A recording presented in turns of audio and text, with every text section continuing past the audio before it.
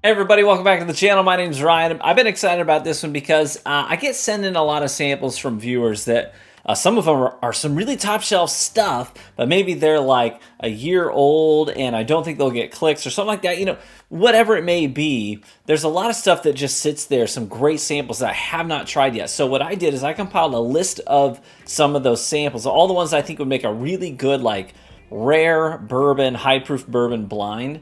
And I made a list of them for my wife, and I said, pick 4 and pour them. So she did. So, I mean, I've got well over a dozen of these. So the 4 that she got, I don't know what 4 they are. I don't know what's on the table tonight, but she's poured them for me. Got them right up here on my little table here. You know, I love that table. My dad made that by hand with reclaimed white American oak like you would use to build a barrel out of. So neither here nor there. But I just think it's a great addition to my office. But anyways, my wife poured 4. I'm going to try them. I will let you know on screen what I'm trying when I try it, but I'm going to try all of them, rank them from my favorite to least favorite, and then we'll reveal them and see what they are. Sound good? Let's get going. All right, we'll do a little left to right action here, and these have had a minute to sit, so hopefully they've opened up a bit. And I am excited about this because there really are some great pours among these samples. Holy cow. Oh my gosh. We're starting out strong with the nose of this one. Some great creme brulee, caramelized burnt sugars, a little bit of like a toasted marshmallow. You know, a marshmallow you let sit in the fire for just a little too long, it's starting to blacken a bit. Maybe it caught fire and you blew it out real fast, but it's real sweet in the middle and charred on the outside. A little bit of that going on in the nose. Reminds me of like a high-proof JD or something on the nose too. Man, that's beautiful. Lots of brown sugar, baking spices. Loving the nose of this. Let's try it. Cheers.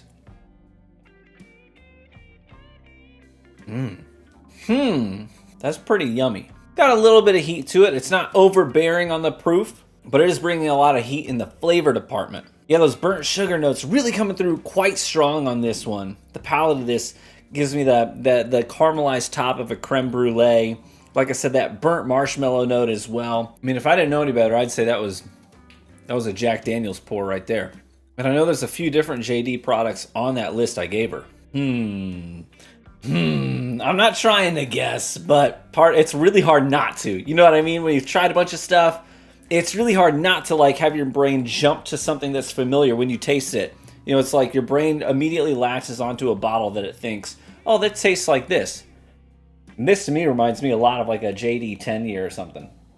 Because it doesn't drink as hot as the 12, but similar profile. Either way, that's really tasty. I like that. If anything, I would want a little more of those caramel notes to come through a little bit stronger. Maybe if this was 10 proof points higher, I think I would like it even more. But this is delicious. I am going to take some notes while I'm at it, because I'm very forgetful. So I really don't want to forget what I've tasted and what I was thinking about it. So we said burnt marshmallow. We said creme brulee. And we said maybe a JD product. Either way, that's quite tasty. Let's move on. Second pour. Nose of this is way different. Way different. I get hit with like a wave of citrus. I think of like orange and cream, like oranges and cream. We've got my wife's grandmother. When she shows up to family dinners sometimes, when she makes it out of her retirement home, she puts the cards down, says, I'm not playing bingo this afternoon. I'm going to go eat with my family. When she does that, sometimes she brings like fruit fluff, where it's like almost that puffy cream with the slices of fruit in it with like oranges. That's what this reminds me of on the nose, that like fruit fluff. No caramels on the nose. It's the bright cream, vanilla cream, and citrus. And the nose gives me just a hint of that ethanol too, which makes me think this might be a little bit higher proof than the last pour. Let's try it. Cheers. Ooh. Yeah, the palate of that is much hotter than the last one. The palate and the nose are quite different. I was getting vanilla cream, citrus on the nose. The palate, richer, darker, lots of oak. I'm getting some dark cherry influence on this as well. And a little bit of root beer too. Man, my brain is not latching onto a bottle for this one. Like the last one, my brain immediately, I don't know whether it is or not, but my brain went JD. This one, I don't have a clue. I do not know. If anything, I would say maybe, I don't know if I want to take a stab at it or not. Hang on. It gives me Legacy Distiller vibes. Right, this is like Kentucky hot bourbon, well aged, high proof, uncut. Even the glass itself is got this thick coating around it, very viscous. Mouth feels really creamy and oily. That is tasty. Are you Barton? Are you Willet? What are you? The gears are turning. Man, that's got some heat to it though. And that root beer, dark cherry note, that's quite good. And that mouthfeel, super thick, super viscous, coats everything, gives you a nice long finish on it. Yeah, I like that. Yeah, that's great. Let's move on to the next one. All right, glass number 3, a little visual inspection here. It looks like it's semi-viscous. I don't know if it's as thick as the last one, but it looks fairly viscous here. Some nice runs coming down the side of the glass there. Great color to it as well. The nose is bright. It's got some ethanol on it. It might be higher proof, but it is very bright.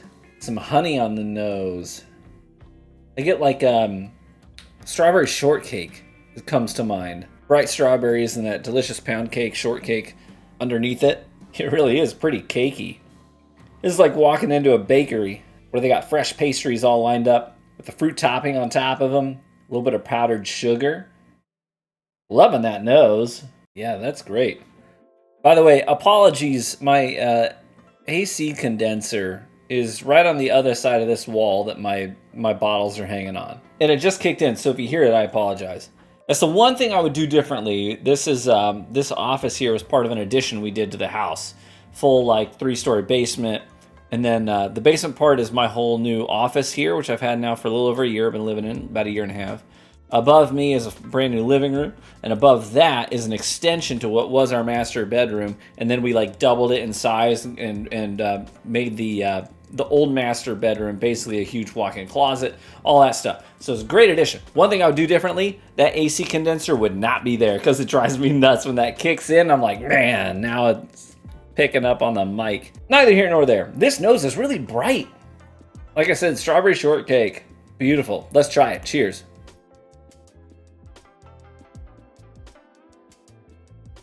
There's a lot of like tannic oak influence on this, but that strawberry note is definitely coming through quite strong, tail end of the palate into the finish as well. A little bit of cinnamon right up front, a little punch of cinnamon, which is this nice sweet heat, followed by that waves of oak and the strawberry. I like that. That's really tasty.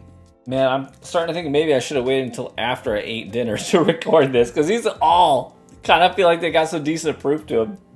Part of me, I would say the proofs to me so far, I think the first one was in the low hundreds.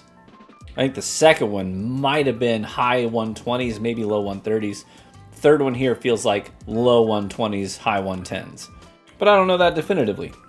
Either way, this is that strawberry shortcake note. I really think that strawberry shortcake note is the best way to describe this sip. And it's framed with this great tannic sweet oak too. I like that a lot. Delicious. Let's move on to the last one. El Final. Whoa! Cherry cola. First thing that came to mind was cherry cola on the nose of this. Yeah. Yeah, cherry cola, even maybe like a Dr. Pepper kind of note. It's very cola-like on the nose. I like that. It's also got this sort of crisp, clean freshness to it. I know this is going to sound so weird. I don't think I've ever used this as a note for nosing.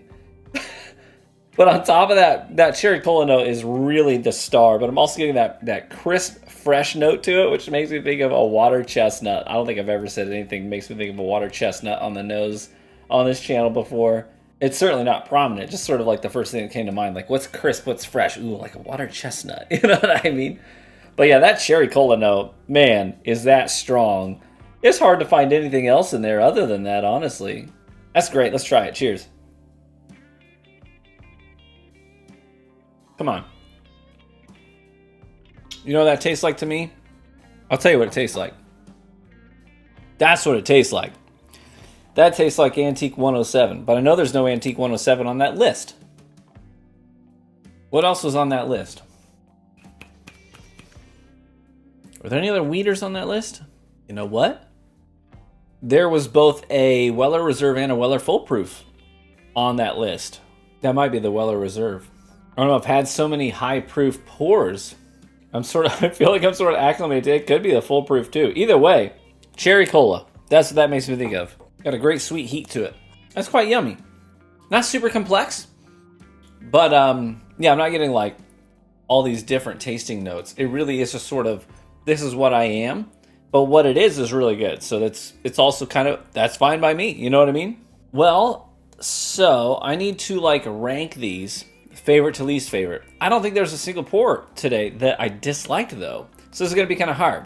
Yeah, there's a couple of these I've got no idea, but I do think I want to take a stab at the other two and see if I can shoot 50% here. I want to say JD10 for the first pour. I want to say pour number 1 was JD10. I want to say this last pour was Weller Full Proof. Yeah, I think I'm going to stick with that. The other two, not a clue. So give me a minute. I am going to revisit these real quick, go one last sip on them, and then I will rank them from my least favorite to my favorite. Sound good? Then we'll reveal what they are. Let's do it. All right. I got my scorecards here, 1 through 4. Fourth place. Let's give a last place out. Like I said, there's not a single pour on the table today that I disliked. But I think the one that I cared for the least of the bunch is going to have to go to glass 1. So first pour of the night is going to take 4th place. I mean, it had some great notes to it, that sort of burnt caramelized sugar note. But if I'm right, and that is JD10, then it sort of solidifies what I already thought about the difference between 12 and 10. I think the JD12 and the JD10, even though they're only 2 years apart and some proof, I think the JD12 is, and the JD12 MSRP is only $10 more than JD10. So 2 years, $10 more, and more proof, it's like a steal. I think the JD12 just crushes JD10, in my opinion. There are some people out there who prefer the 10. I tend to really like higher proof stuff in general. And the 12, I feel like I just get so much more complexity out of it. And there's this banana note that I don't get on the 10 that I do get on the 12. And that really just pushes it over the top for me and makes that sip so delightful. So if I'm right and that is JD10, then it doesn't surprise me that it took last place today, even though it is still a very good sip. Third place is going to go to, and this is really hard for me because quite honestly, I think my second and third place are super neck and neck. So even though this is going to take third place, I mean, it just as easily could have taken second place today because these two sips for me were both spectacular. But third place is going to have to go to glass 4, the last one we tasted. Yeah, this is the one that we got all the cherry cola on, and it was delicious. Don't get me wrong. It took third place, but like I said, could have easily taken second place. I think it was a delicious pour. I would never be disappointed to have it. If I'm right, this is the other one I wanted to guess on, and I thought this might be a Weller product. Specifically, could be Weller Full Proof. That's going to take our third place. Second place, moving on. So second place, this is frustrating to me because I have no idea what this is. I don't have a clue what this could be. There's nothing in my head that this is no distillery it's jumping to. This might not even be a Kentucky product. I don't even know. But I really like this glass. This was glass number 3. We said this was bright. We got strawberry shortcake on it. Man, was it good. Nice like framing of oak with that strawberry shortcake note in there. Quite delicious. I really liked it a lot. But that's going to take my second place. This is glass 3. It's going to take second place. Which then obviously means glass 2 is going to take our first place tonight. I think this might have been the hottest sip of the 3. I don't think it's hazmat, but like I said, I think it's high 120s, maybe low 130s, but it was delicious, and I liked it a lot. We got some root beer on this one. What else did we get on it? Citrus, fruit fluff, vanilla cream. We said it was hot with some root beer, maybe some dark cherry in there. Yeah, that was delicious. I liked that a lot. First place. So here's the fun part, where we reveal what they are. And we'll see if any of my guesses were right. Now, historically, I've done fairly well. There's times I miss. No doubt there's times I miss in my blinds when I take a shot. And to be fair, half of these, I don't have a clue what they are. But there are 2 I took guesses at. We'll see how I stacked up here. But let's start with our 4th place. Last place for the day was glass 1. I said this might be JD10. Let's see what it was. My wife folded up papers, put them underneath the coasters. That's how I'll reveal them. 4th place goes to... I got it! Jack Daniel's 10-year JD10 right there. Boom. We got it. I'm 1 for 1. The best I can do is 2 for 4, though, because I didn't take guesses on the others. Nail it. JD 10-year. Like I said, great pour. Don't get me wrong, great pour. I want a little more complexity out of it. It is only like an $85 bottle though, so if you can find it at an MSRP, you'd be crazy not to pick it up. It's real good. But to me, the JD12 blows it out of the water, which I have right there on the shelf. So good. 4th place, JD10. All right. 3rd place is the other one I took a stab at. I said this might be Weller foolproof. So 3rd place was glass 4. Let's see what it was. It is... Come on, baby. It is! It's Weller foolproof, baby. Let's go. 2 for 2. But it's going to end there. My streak's going to end there. Weller foolproof takes us 3rd place. We got that one right. Yeah, like I said, really good. It could have easily taken 2nd place this afternoon. What is it? What time is it? I don't even know. I've had a lot of high proof whiskeys here, all right. But anyways, really good. Cherry Cola makes perfect sense. I always get Cherry Cola on that Weller foolproof. And if I'm not mistaken, I think this one was actually sent in from Briar in our Discord, aka Matt. Hey, thanks, Matt. Appreciate you, brother. And if that's the case, I have actually had a pour of this before this particular bottle when he and I met up in Kentucky to do some distillery tours together. And at the hotel, we each brought some bottles just to throw out on the table and try throughout the night. And the Weller foolproof was one of them. So I have had that one before in Kentucky. All right. 2nd place is, I'm going to feel foolish, aren't I? This. Wait, this is what it is. Wait, that's Four Roses, the 2022 limited release, 109 proof. Four Roses, 2022 limited release, 109 proof. So this is a couple of LRs ago for Four Roses. I never had that one. That took 2nd place. What did we say about this? We said this was, so this is the one we said was bright. Oh, this is the strawberry shortcake. That's right. We got strawberry shortcake, said it was oaky, a little oak on both sides. Framing it, a little bit of cinnamon as well. That's a 2nd place. Four Roses, man. It's been I went through like a Four Roses phase where I was like, I gotta have Four Roses on my shelf. I don't have any Four Roses on my shelf right now. I should. That's really good. That was really, really yummy. I've never had the 2022 limited release before, and I quite like that. Who sent that in? That was Grendel in the Discord. Jeff sent that one in. Jeff, thank you. I liked that a lot. Apparently in the blind, gave that 2nd place. Which means we're down to 1st place. What were you? Let's find out. 1st place. I'm actually really intrigued by this. It was. Was it really? Oh, I said high 120s, maybe low 130s on the proof. It's 132.3 proof. This is the Old Kirk, which if memory serves, Old Kirk is Willet distillate. Willet distills the Old Kirk single barrel Kentucky straight bourbon whiskey. The family-owned company has been operating since 1935 and produces bourbon and rye whiskey that can be aged up to 28 years. Old Kirk is aged for 6 years and 9 months and is made up of a mash bill of 72% corn, 13% rye, 15% barley. That's just the AI overview, though. They're not all exactly 6 years, 9 months. But yeah, all these are going to be at least 6 years old. I think this one was also sent in by Matt. Matt, if you want to weigh in the comment section and just let me know what's the age on this one specifically. So obviously it depends on the barrel, right? So what barrel did this come from? It was this wave 1, wave 2? What was it? I don't even know. We've probably talked about it before, but I don't remember. That's Old Kirk, which is Willet distillate, which is the same mash bill, same juice really as the Purple Top, but really high proof. That one, that's surprising. Hey, if you send in one of these samples, thank you so much. I appreciate you, gentlemen. You're super nice, super kind. That was a fun blind. Man, those were some great top shelf pours. Real good stuff. Thank you for your generosity. Let me know in the comments section, just kind of listening to my tasting notes, how do you think you would have ranked these from your favorite to least favorite? Put that in the comment section. Let me know.